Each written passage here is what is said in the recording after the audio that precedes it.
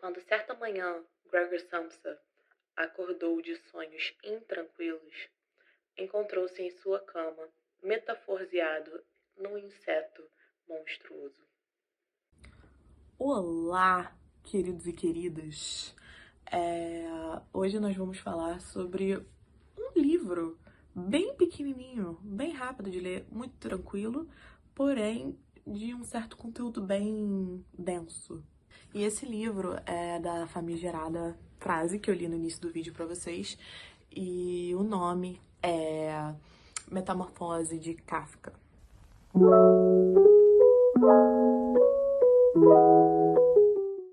Olha só, galera, e eu ando vendo que vocês estão só visualizando o vídeo, não curte o vídeo e também não me seguem. Então, assim, eu gosto muito de fazer vídeos sobre análise da vida do autor e também de um livro, geralmente o livro mais famoso do autor e tal, e faço associações com a vida dele.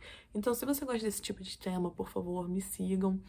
E eu também gosto de fazer muitas resenhas, listas sobre tudo sobre o tema da literatura. Então, assim, por favor, me sigam, cara.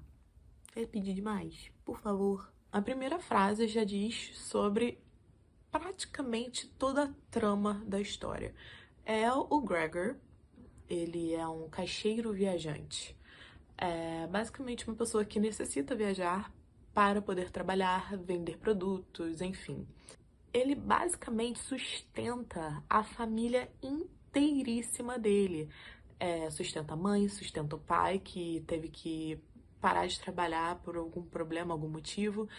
E também ele trabalha não só para sustentar a família, mas também para cumprir uma dívida em que o pai fez, mas assim, não especifica exatamente isso, até porque isso não é necessariamente importante para discutir a trama.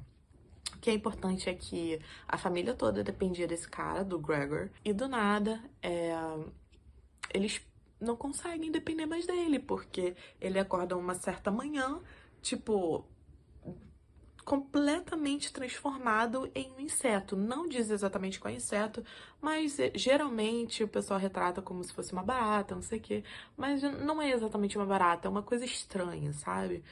Então, logo no início dessa edição que eu tenho aqui da Antofágica, muito bonitinha, muito legal, essa arte é maravilhosa. Inclusive, vou mostrar aqui pra vocês. Ó, ele tá uma bolota. Aí, tá vendo? Ele vai se transformando e aos poucos ele vai tomando forma de um ser humano. Tá vendo que interessante? Olha só isso. Muito bom.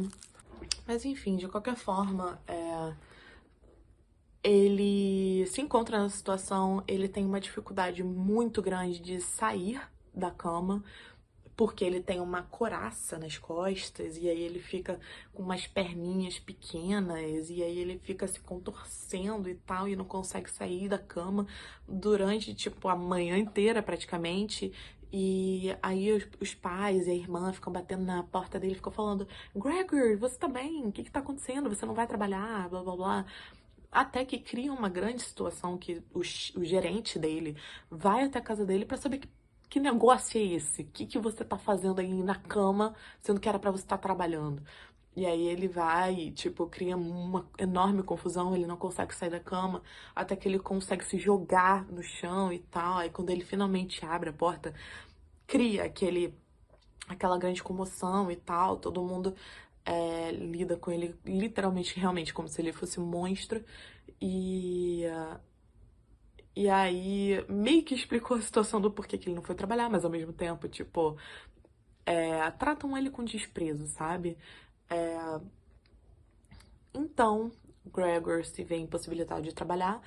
A família no início cuida dele, mas os pais, o pai, na verdade, mais que a mãe, tratam ele com muita aversão e desgosto.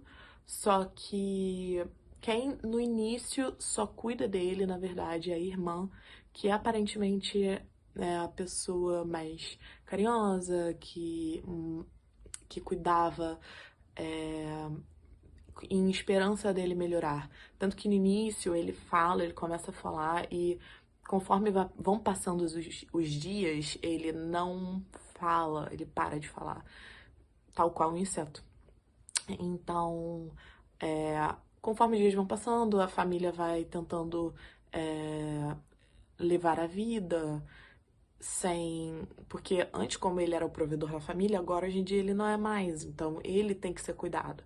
Então, ele se vê trancado no quarto 24 horas por dia, sem conseguir sair da cama, sem conseguir fazer nada, apenas dependendo da família. A irmã fica cuidando dele, mas aí ela começa a perceber que ele não vai mudar, e aí ela começa a tratar ele mal também, alimenta ele com lixo, literalmente, ou quando alimenta ele, alimenta com comidas que ele não gosta, mas ele não consegue comunicar isso a ela, e aí ela tá, dane-se, não tá nem aí, e aí isso é uma questão pra ele, né, coitado, ele só tem que aceitar essa situação, porque ele não tem ninguém no mundo que vá acolher ele, a não ser a família, e daí os pais, tipo, começam a viver uma vida sem o apoio deles, alugam um quarto da casa, então ele tem que viver, ele já vivia recluso, vivia mais recluso ainda, porque ele não podia se mostrar para esses vizinhos de quarto,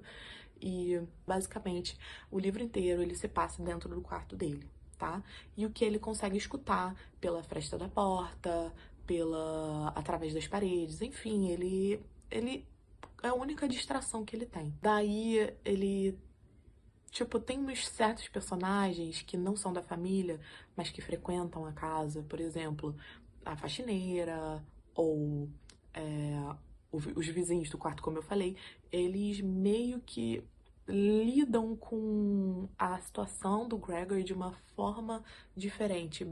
Tal qual antigamente eram tratadas as aberrações em um circo, sabe? Então, assim, a faxineira, ela vai, pega uma vassoura e fica cutucando ele, sabe? Essas coisas. Essa é a parte sem spoiler, né? Agora vamos para a parte com spoiler. A partir daqui, vocês, se não querem saber o que acontece, então, tchau. O que eu achei sobre o livro? É uma metáfora, inclusive no prefácio do livro escrito... Deixa eu ver quem escreveu esse prefácio, na verdade. Na apresentação do livro, na verdade, é escrito por Otávio Albuquerque, do canal do YouTube Coisas que Nunca Vivi, ou Evitava Viver. Ele, inclusive, faz uma análise sobre a história no geral e sobre o que fala, e realmente ele tem um certo momento que ele diz que pode ser uma metáfora para invalidez, velhice, depressão.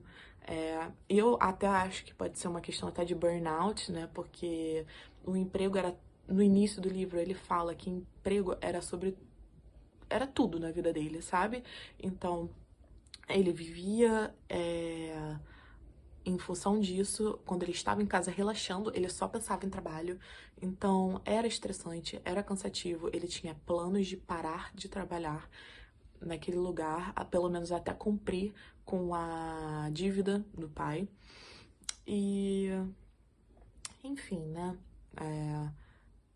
Uma certa forma, você fica se sentindo frustrado, sabe? Porque no início você sente um tom cômico da situação dele, mas depois quando você vê que perdura, depois que você vê conforme os personagens da história tratam ele, você começa a ver a situação decadente que ele se encontra e fica frustrado porque os personagens que eram para amá-lo, da família dele, não amam ele, ou então são limitados nesse sentido de amar ele por causa da aparência.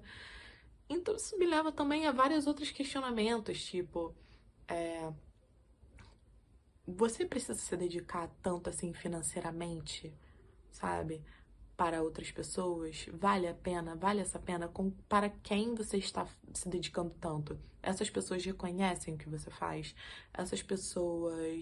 Como essas pessoas estão lidando com a invalidez, sabe? Desse personagem é uma coisa que me deixa completamente revoltada. Eles querem logo que ele vá embora da vida deles. Tem uma certa frase no final que a irmã já tá, tipo, esgotada, e ela fala que ele não é mais o irmão dela, que era pra se livrar dele. E é bem perturbador, porque era a única pessoa até certo ponto da história que realmente você achava que ela tinha algum coração, mas no final das contas foi muito árduo.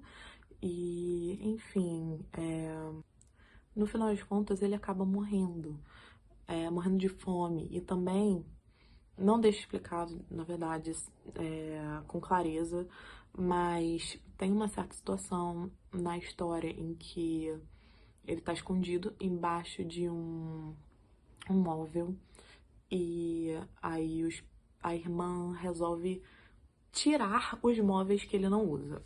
E quais são esses móveis? O armário e a escrivaninha dele.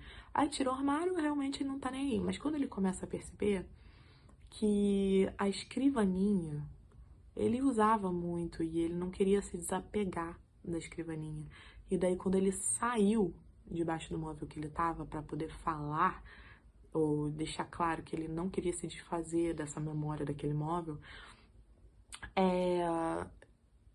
ele começou a ver que, tipo, a mãe dele começa a se assustar com a imagem dele, e aí cria uma grande crise, a mãe dele desmaia, é uma coisa, o pai dele chega, acha que ele tá atacando ela, alguma coisa assim, e aí ele começa a atacar o filho com uma maçã, aí pega, tipo, tinha um cesto de frutas, aí ele começa a jogar a maçã nele, até que uma maçã fica presa nas costas dele, sabe?